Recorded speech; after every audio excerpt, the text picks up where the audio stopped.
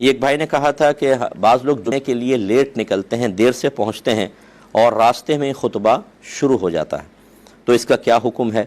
خطبہ ہم راستے میں بیٹھ کے پڑھیں یا کھڑے ہو کر یا چلتے چلتے ہوئے سنتے رہیں، یہ بھی جائز ہے کہ نہیں؟ اور اگر خطبہ نکل گیا تو پھر ظہر پڑھیں یا جمعہ پڑھیں؟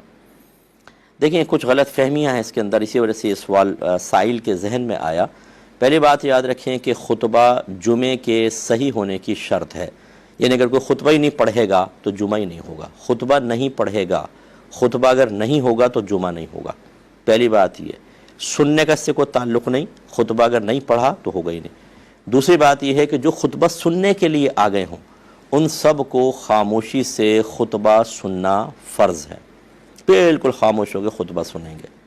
تیسری چیز یہ فقہاء نے لکھا کہ اگر کوئی لیٹ آیا اور اسے دوسری رکعت مل گئی یا دوسری رکعت کے قاعدہ اخیرہ میں بھی آ کر بیٹھ گیا، اس کو جمعہ مل گیا۔ اب ان تینوں کو آپ ملا لیں، اس کا مطلب یہ ہوا کہ جمعے کے صحیح ہونے کے لیے جو خطیب صاحب ہیں انہیں خطبہ پڑھنا لازم ہے، ورنہ جمعہ نہیں ہوگا۔ جو آ چکے ہیں ان کے لیے سننا لازم ہے، اس کا مطلب جو راستے میں ہیں ان کے لیے لازم نہیں ہے کہ وہ ٹھہر جائیں، کہیں بیٹھ جائیں، اسپیکر کی آواز پہ سنیں پھر آئیں۔ اگر پہلے ٹھہر جائیں گے آتے آتے پھر آپ کی نماز نکلے گی، ایک آدھ رکعت نکلے گی، اس لیے آپ چلتے رہیں اور مسجد میں پہنچ جائیں، اور جب پہنچ جائیں اور خطبہ ہو رہا ہے تو سکون سے بیٹھ کر سنیں۔ اور تیسرے کا جواب بھی تیسری جزئی سے ہو گیا کہ اگر آپ لیٹ پہنچے حتیٰ کہ جماعت کھڑی ہو گئی تو خطبہ وہاں پہنچ جاتے تو خاموشی سے سننا واجب تھا، نہ یہ کہ خطبہ نہیں سنا تو جمعہ ہی نہیں ہوگا۔